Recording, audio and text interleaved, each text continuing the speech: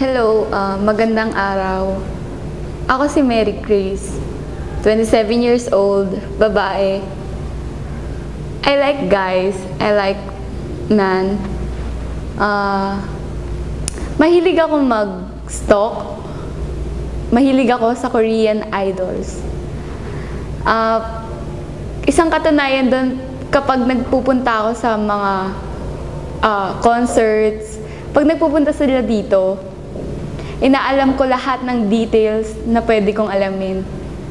Like, kung anong oras yung departure and arrival nila, hotel, room number, kung saan sila mag-hangout after the concert, after party, Greenbelt, Eastwood, and Serendra. Lahat yun napuntahan ko na. Pero iba kasi yung experience iba yung excitement na nararamdaman ko kapag nandun ako.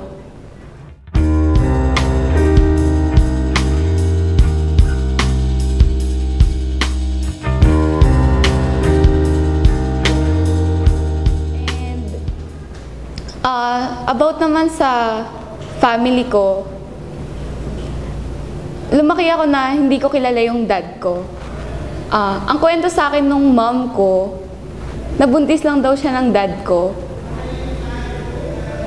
So, simula pagkabata, wala na akong kinilalang ama. At ngayon, mag-isa na lang ako dito sa Pilipinas. Yung mom ko nasa Scotland, nagtatrabaho para sa akin, para bigyan ako ng allowances, yung panggastos ko sa Pilipinas. And meron akong mga relatives, pero hindi sila ganong nakakatulong sa akin.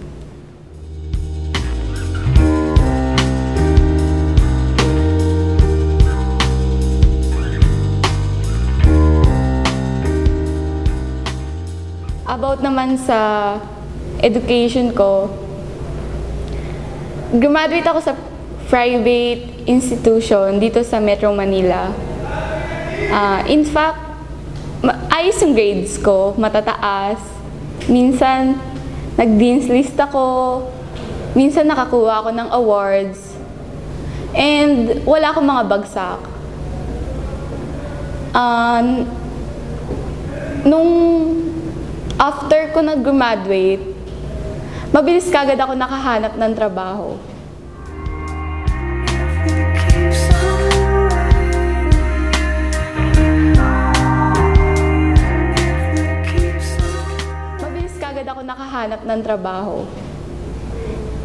But last week, kaka-resign ko lang.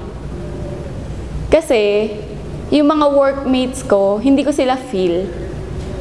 Yung para bang, yung ayaw mo sa isang tao, lahat yon nasa workmates mo na. Kaya nag-resign ako kasi ayoko sa kanila. Hindi ko sila gusto. Masama yung ugali nila sa akin. Hindi nila ako tinatanggap. Pero ngayon, naghahanap uli ako ng another job.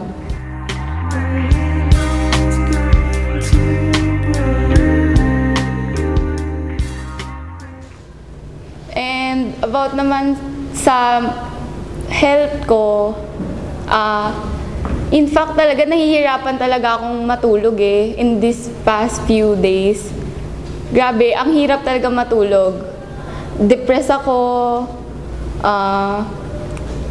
paranoid ako. Ewan ko ba, gusto ko kasi makatulog na maayos, kaya nag-overdose ako ng pills. And ayun yung dahilan kaya ako na-admit sa hospital last week. Meron din akong mga nakaaway na tao, hindi ko nakasundo. Nag-attempt din ako mag-suicide.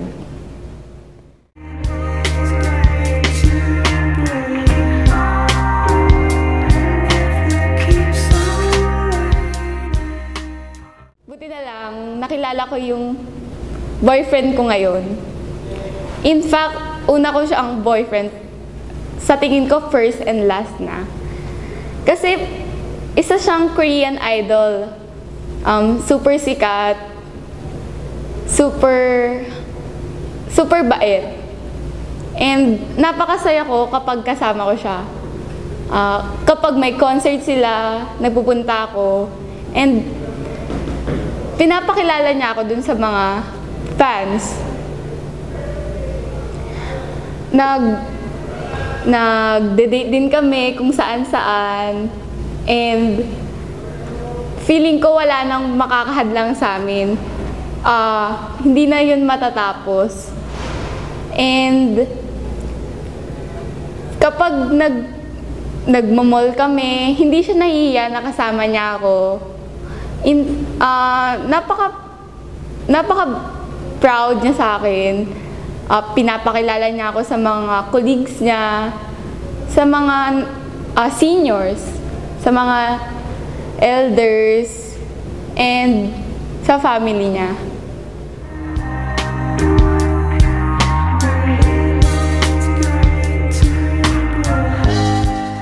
Last week nga na-admit ako sa ospital. Sabi nila, nagtangka daw ako magpakamatay. Sabi ko naman, hindi totoo yun. Kasi, joke lang talaga. Kasi na-overdose lang ako ng pills kasi ang hirap talagang matulog. Pero inaamin ko talaga, dati, nag-try akong mag-suicide. Kasi sabi nung boyfriend ko, hindi daw kami mag-boyfriend-girlfriend.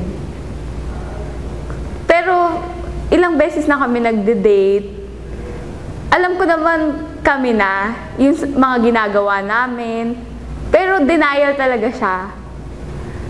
Pero buti na lang, tinulungan ako nung boyfriend ko ngayon, na si Kim Hee-chul. Pinoprotektahan niya ako sa mga taong nakapaligid sa amin. Proud siya sa akin. Pinapakilala niya ako sa mga friends niya. Pero hindi ko pa siya napapakilala sa mga friends ko. Pero eto nga mga kaibigan ko ayaw maniwala na may boyfriend ako. Ewan ko sa kanila. Pero para sa akin talaga, si Kim Hee-chul, kami talaga nun. In fact, sa mga concerts, pinapakilala niya ako sa mga fans. Nagde-date kami sa mga mall. And isang time nung nagde-date kami, ewan ko may mga taong sumusunod sa amin. Pinoprotektahan niya ako doon. Yung mga naka-black. Sino ba yun? Basta, tinatawag nilang PSG? Oo yata, PSG. Ayun, happy ako kasi nandun siya.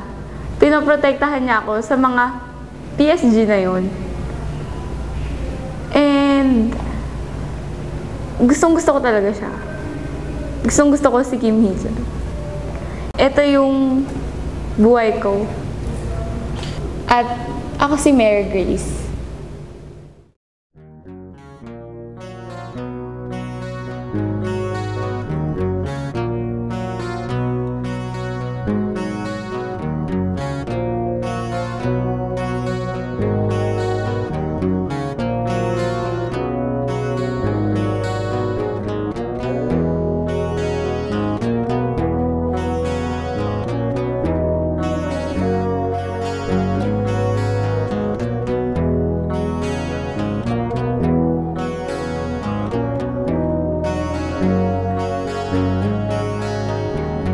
Isang araw sisilip ang langit sa'yo.